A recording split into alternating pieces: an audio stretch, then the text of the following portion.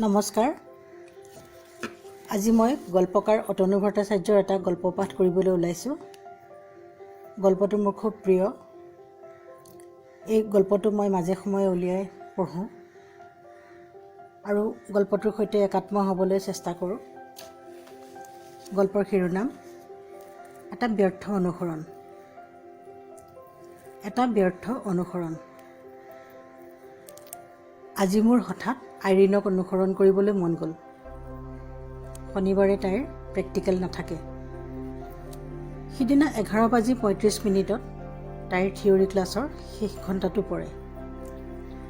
তাৰপিছত তাইৰ ঘৰলৈ উভতাৰ কথা। কিন্তু তাই জানো পোনে পোনে ঘৰলৈ উভতে? ক'লৈ যায়?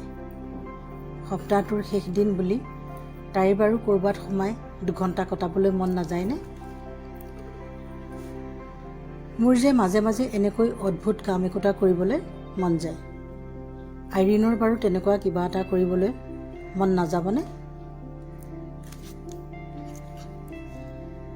আজি শনিবাৰ।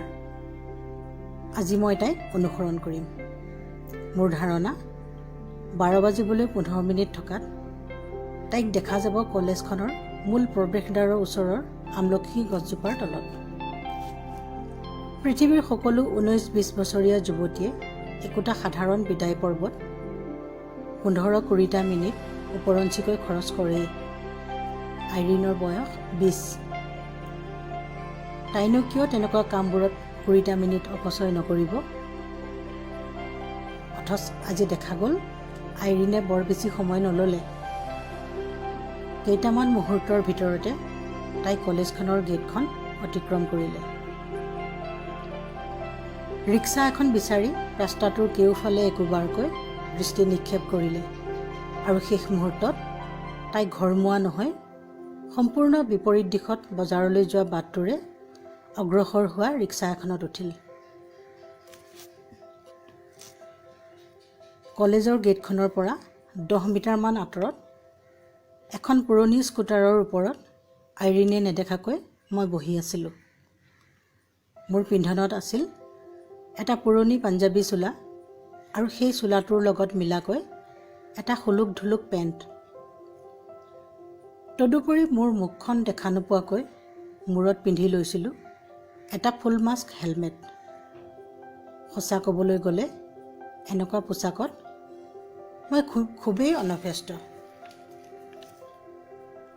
অথচ আইৰিনে এযোৰ মনমোহিনীয়া চুৰিদাৰ কামিজ পিন্ধিছে। বেঙুনীয়া ৰঙৰ কাপোৰযোৰেৰে তাইক দূৰৰ ক'ৰবাৰ অচিনাকি ছোৱালী যেন লাগিছে। এজাক ফিৰফিৰীয়া বতাহত তাইৰ বুকুৰ ওপৰৰ ওড়নাখন চঞ্চল হৈ উঠিব খুজিছে। ৰিক্সাৰ জোকাৰণি আৰু বতাহৰ অসভ্যালিয়ে তাইক আমনি কৰিবলৈ আৰম্ভ কৰিছে। দৃশ্যটো মোৰ কিবা এটা ভাল লাগি গৈছে। মই যেন কৌশলী চিত্ৰকৰৰ দৰে তাইৰ অৱয়ব আৰু তাইৰ চৌপাশৰ প্ৰেক্ষাপটত মনোনিৱেশ কৰিবলৈ আৰম্ভ কৰিলোঁ। ক্ষন্তেকৰ বাবে তাইৰ সৈতে থকা মোৰ সম্পৰ্কটোৰ কথা মই যেন পাহৰি গ'লোঁ।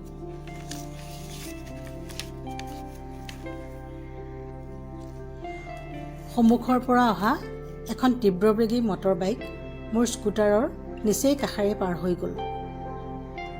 2জন চাইকেল আৰোহীয়ে মোৰ লেহেমীয়া গতিৰ প্ৰতি এক ধৰণৰ বিৰাগ প্ৰদৰ্শন কৰি মোক অভাৰটেক কৰি গুচি গ'ল।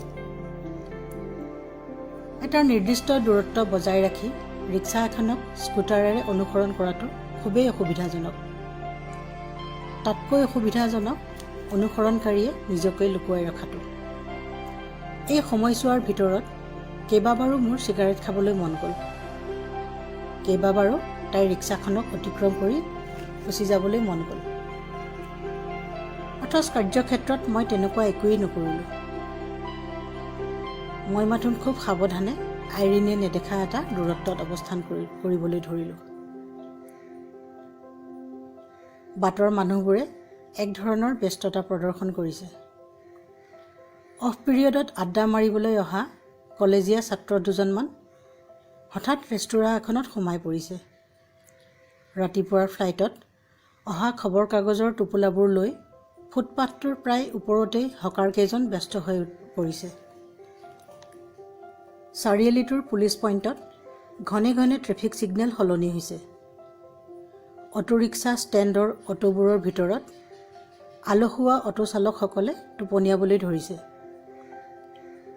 তেওঁলোকৰ ওচৰলৈ অহা গ্ৰাহক দুজনমান বিফল মনোৰথ হৈ অন্য বাহনৰ সন্ধানত নামি পৰিছে।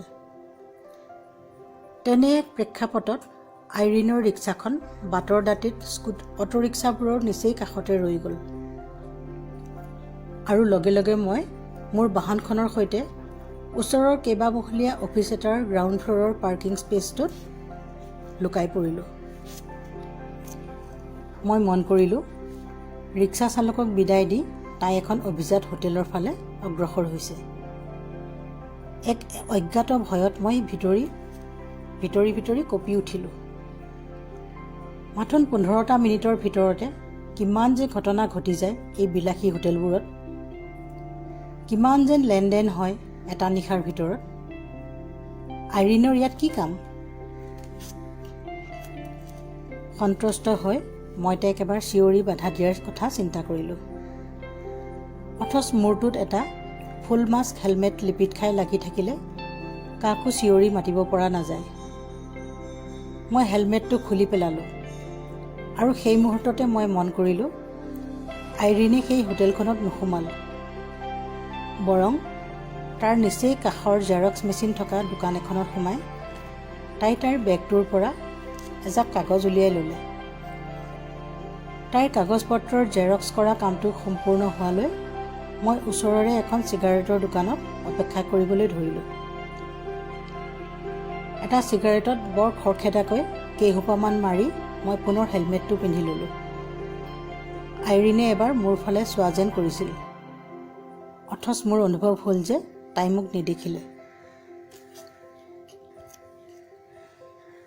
এইবাৰ তাইক দেখা গ'ল ফাৰ্মাচী এখনৰ দাঁতিত। মই স্পষ্টকৈ বুজি পালোঁ যে তাই এখন প্ৰেছক্ৰিপশ্যন উলিয়াইছে। মই পুনৰ চিন্তিত হৈ পৰিলোঁ। আইৰিনৰ কিবা অসুখ নেকি? তাই যদি কিবা কষ্ট পাই আছে তেন্তে মই নিশ্চয় জনা উচিত। বৰ কাতৰভাৱে মই এবাৰ প্ৰেছক্ৰিপশ্যনখনৰ ফালে চালোঁ আৰু সেই বিষয়ে জানিবলৈ ইচ্ছুক হৈ পৰিলোঁ। কিন্তু আইৰিনৰ মুখামুখি হ'বলৈ মোৰ সাহস নহ'ল। অৱশ্যে তাই দোকানৰ পৰা আঁতৰি যোৱাৰ পিছত মই বৰ ব্যগ্ৰভাৱে ছেলছমেনজনক সুধিলোঁ, এইমাত্ৰ ঔষধ কিনিবলৈ অহা ছোৱালীজনীয়ে কিহৰ ঔষধ কিনিছিল? অথচ তেওঁ এটা সন্দেহজনক চাৱনিৰে মোৰ প্ৰশ্নটোক নিৰ্মমভাৱে উপেক্ষা কৰিলে। মই যথেষ্ট সংকুচিত হৈ পৰিলোঁ। অৱশ্যে পিছ মুহূৰ্ততে মোৰ মনলৈ আহিল, এনেকৈ আৰু ৰৈ থকা নাযায়। যথাসম্ভৱ শীঘ্ৰে মই পুনৰ আইৰিনক অনুসৰণ কৰা উচিত। কিছু সময়ৰ বাবে আইৰিন মোৰ দৃষ্টিৰ পৰিমণ্ডলৰ পৰা হেৰাই গ'ল। মই বৰ উদ্বিগ্নতাৰে বাটৰ কাষৰ প্ৰসাধন সামগ্ৰীৰ দোকানবোৰলৈ চালোঁ। চাইনিজ ৰেষ্টুৰেণ্ট এখনৰ ভিতৰত সোমাই তাইৰ সন্ধান কৰিলোঁ আৰু কিছু সময়ৰ উৎকণ্ঠাৰ পিছত আচম্বিতে তাইক আৱিষ্কাৰ কৰিলোঁ এটা টেলিফোন বুথৰ ভিতৰত। মই বৰ কৌশলেৰে নিজকে আঁৰ কৰি বুথটোৰ ভিতৰত এটা ইলেক্ট্ৰনিক যন্ত্ৰত ওলাই থকা টেলিফোন নম্বৰটো চাবলৈ যত্ন কৰিলোঁ। মোৰ পৰিচিত কোনো নম্বৰৰ সৈতে সেই নম্বৰটো নিমিলিল। অৱশ্যে কাণ উনাই শুনি মই এই বিষয়ে নিশ্চিত হৈ পৰিলোঁ যে আইৰিন কোনো বিপদজনক কথা বাৰ্তাৰ লিপ্ত হোৱা নাই। ক্ষন্তেক সময়ৰ বাবে মই আশ্বস্ত হ'লোঁ।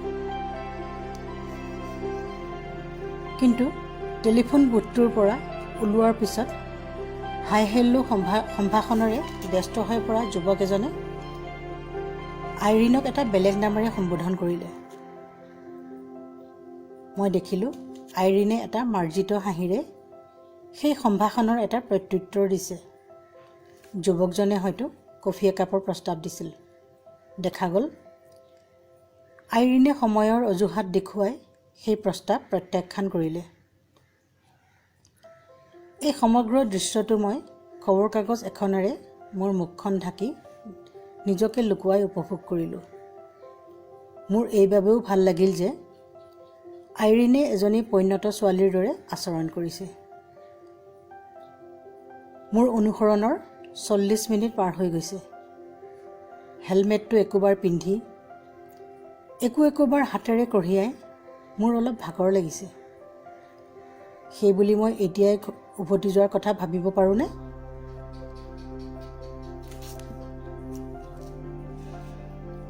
আজি মাহটোৰ দ্বিতীয় শনিবাৰ। অফিচ বন্ধ হেতুকে আজি মোৰ অফুৰন্ত সময়। সময় থাকিলে মোৰ বহুত কিবা কিবি কৰিবলৈ মন যায়।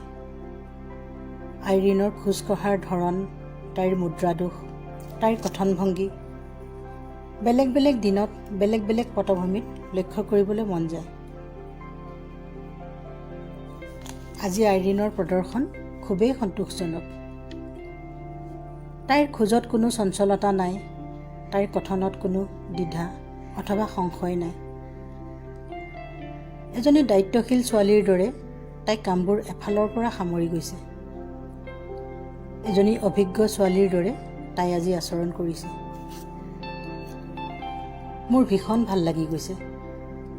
এজন তৃপ্ত অনুসৰণকাৰীৰ দৰে মই আইৰিনক লক্ষ্য কৰি আছোঁ। এইবাৰ তাই কলৈ যাব? দেখা গ'ল চিটি নাৰ্ছিং হোম নামৰ ব্যক্তিগত মালিকানাৰ চিকিৎসালয় এখনৰ সন্মুখত আইৰিন হঠাৎ ৰৈ গ'ল। তাই কি এতিয়া নাৰ্ছিং হোমত সোমাব? তাইৰনো ইয়াত কি কাম? মই পুনৰ অনুসৰণ কৰিবলৈ ধৰিলোঁ। মই লক্ষ্য কৰিলোঁ এটা দীঘল কৰিডৰেৰে আগবাঢ়ি 8 নম্বৰ কোঠাটোৰ দুৱাৰত তাই মৃদু টোকৰ মাৰিলে। সেই মুহূৰ্তত মই কৰিডৰটোৰ আন এটা প্ৰান্তত অপেক্ষা কৰি থাকিলোঁ। আইৰিনে তাত 15 মিনিট কটালে আৰু তাই ওলোৱাৰ পিছ মুহূৰ্ততে মই সেই কোঠাটোৰ ভিতৰত দণ্ডায়মান অভিভাৱক এজনক সুধি পেলালোঁ। এইমাত্ৰ কোঠাটোৰ পৰা ওলাই যোৱা ছোৱালীজনীৰ সৈতে তেওঁলোকৰ কি সম্পৰ্ক? ছোৱালীজনী ৰুবিৰ বান্ধৱী, অভিভাৱকজনে নিৰ্বিকাৰভাৱে ক'লে। ৰুবি কোন? মই সুধিলোঁ। তেওঁ যথেষ্ট ভদ্ৰভাৱে উত্তৰ দিলে, ৰোগীৰ মাজুজনী জীয়েক। মই কেতিয়াও আইৰিনৰ মুখত ৰুবি নামৰ এজনী বান্ধৱী থকাৰ কথা শুনা নাই। অৱশ্যে আইৰিনৰ সকলো কথা যে মই জানিবই লাগিব তাৰ কোনো মানে নাই। মই তাত সময় নষ্ট নকৰিলোঁ। নাৰ্ছিং হোমৰ পৰা সাউতকৈ ওলাই মই পুনৰ আইৰিনৰ পিছ ল'লোঁ। এতিয়া তাই ঘৰলৈ উভতিব? আইৰিনে এচুৱা বাট খোজকাঢ়িলে আৰু পিছৰ এচুৱা বাট ৰিক্সা এখনেৰে অতিক্ৰম কৰি পুনৰ কলেজ চৌহদত সোমাই পৰিল। কিয়? শনিবাৰে জানো তাইৰ 11:35 ক্লাছ শেষ হৈ নাযায়? হয়তো ৰুটিন সলনি হৈছে। হয়তো আজি কলেজত কোনো বিশেষ কাৰ্যসূচী আছে য'ত আইৰিন নাথাকিলেই নহয়। মই বহুত সময় বাহিৰত অপেক্ষা কৰি থাকিলোঁ আৰু ৰৈ ৰৈ পৰিশ্ৰান্ত হৈ এসময়ত মই গুচি আহিলোঁ ঘৰলৈ। মোৰ পৰিবাৰে সুধিলে, ইমান সময় তুমি ক'লৈ গৈছিলা? মই এবাৰ মিচিকিয়াই হাঁহিলোঁ আৰু ক'লোঁ, তোমাৰ ছোৱালী এতিয়া আৰু সৰু হৈ থকা নাই। তাই অকলে অকলে বহু কাম কৰিব পৰা হৈছে। নিজৰ দৰৱ তাই নিজে কিনিব পৰা হৈছে। নাৰ্ছিং হোমলৈ গৈ লগৰ ছোৱালীৰ মাকৰ অসুখৰ খবৰ ল'ব পৰা হৈছে। আমি মিছাতে তাইক লৈ ইমান চিন্তা কৰি থাকোঁ। মোৰ কথাখিনিত সন্তুষ্টিৰ লগতে গৰ্বৰ ভাৱ অলপ নিশ্চয় মিহলি হৈ থাকিল। মোৰ ক্লান্ত শৰীৰটোত এক ধৰণৰ সফলতাৰ আনন্দ নিশ্চয় উদ্ভাসিত হৈ উঠিল। মোৰ পৰিবাৰে কিছু সময় মোলৈ একেথৰে চাই থাকিল। মই মন কৰিলোঁ তেওঁৰ চকু দুটা চলচলীয়া হ'বলৈ আৰম্ভ কৰিছে। মই সুধিলোঁ, কি হ'ল? কিয় এনেকৈ চাই আছা? এইবাৰ তেওঁ সশব্দে কান্দি পেলালে আৰু থুকাথুকি মাতেৰে ক'লে, মাজে মাজে তোমাৰ কি হয়? আইৰিন ঢুকুৱা আজি 3 বছৰ পাৰ হৈ গৈছে। তুমি আজি আকৌ আন কোনোবা এজনী ছোৱালীৰ পিছে পিছে গৈছিলা? তুমি কিয় এনেকুৱা কৰা? ধন্যবাদ।